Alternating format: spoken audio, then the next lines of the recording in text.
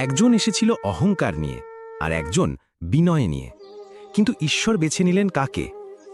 মহাভারতের যুদ্ধ তখনও শুরু হয়নি। দুই দিকের দুই যোদ্ধা ছুটে গেলেন শ্রীকৃষ্ণের কাছে সাহায্য চাইতে। দুর্যোধন গেল আগে। সে গিয়ে বসল শ্রীকৃষ্ণের মাথার পাশে একটা সোনার সিংহাসনে। কেন? কারণ তার বিশ্বাস যে আগে যায় তারই অধিকার বেশি। কিছুক্ষণ পর এলো অর্জুন।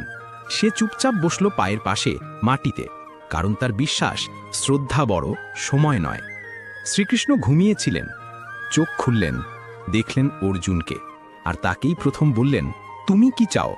কৃষ্ণ বললেন, একদিকে আমার বিশাল সেনাবাহিনী আর একদিকে আমি, তবে আমি থাকব নিরস্ত্র। দুর্যোধন হেসে বলল, আমি নেব সেনাবাহিনী। অর্জুন মাথা নিচু করে বলল, আমি চাই আপনাকে প্রভু। এভাবেই একজন পেল শক্তি আর একজন পেল ঈশ্বর। বাকি ইতিহাস তুমি জানো।